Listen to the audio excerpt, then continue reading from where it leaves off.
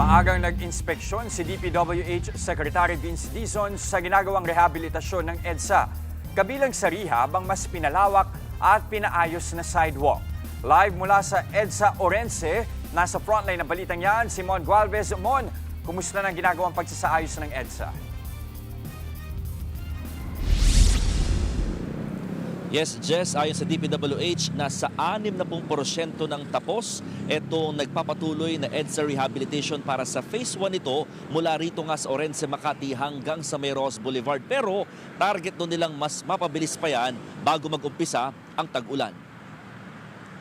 Alas 3 pa lang ng madaling araw, sinuri na ni DPWH Secretary Vince Dizon ang paglalagay ng aspalto sa bahagi ng EDSA Ayala southbound. Bukod sa gusto nilang masiguro na maganda ang kalidad nito, sinasamantala rin ng ahensya na matapos kaagad ang pag-aaspalto habang hindi pa masyadong umuulan. Imbis na sa Hunyo pa ang tapos ng asphalt overlay, posible rin itong mapabilis hanggang Mayo. Isa rin sa tiniyak ng kalihim na masunod ang tamang lapad ng mas pinalawak at improved version ng sidewalk. Sa ngayon kasi, halos patapos na ang sidewalk sa bahagi ng EDSA Orense southbound. Nasa 3 metro na ang lapad nito at mas pinataas din na aabot naman sa 10 inches. Dito na rin kasi padaraanin ng mga nagbibisikleta gaya sa ibang bansa. Dahil sa taas ito, malabo na raw itong masingitan ng mga nagmomotorsiklo. Git pa ni Dizon, dahil sa ginawang improvement, hindi na kailangang lagyan pa ng barrier o harang ang sidewalk na makakadagdag lang sa espasyo. Isa kasi sa nakikitang problema ng DPWH ay ang paglalakad ng mga commuter sa mismong highway dahil sa sikip ng sidewalk. Paglilinaw naman ng DPWH, hindi ganoong apektado ang lanes na sakop naman ng mga sasakyan. Narito ang pahayag ni DPWH Secretary Vince Dizon. Ang daming nagko-commute talaga sa EDSA. And kawawa naman sila. Delikado eh. Agaw buhay eh. Di ba? Walang sidewalk. Maglalakad yung mga tao sa kalsada mismo. Delikado talaga. So, kailangan ibigay natin. Kamukha nung nakikita natin sa ibang bansa. No?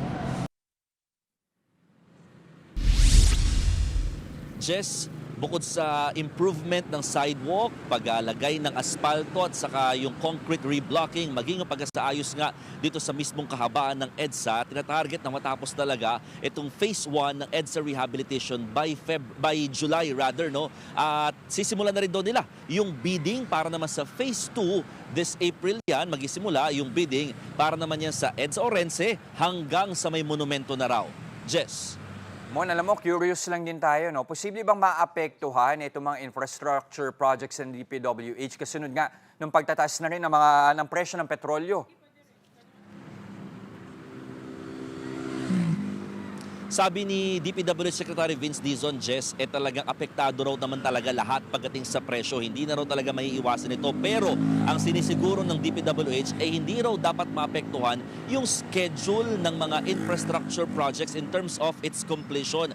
Ang sabi din niya, may mga provision naman daw sa mga kontrata na pwede magtaas kung sakaling sobra ding magtaas naman or tumaas yung mga ilang materyales, yung presyo nito, di ba bang konsiderasyon, gaya na nga lang nitong presyo ng petrolyo.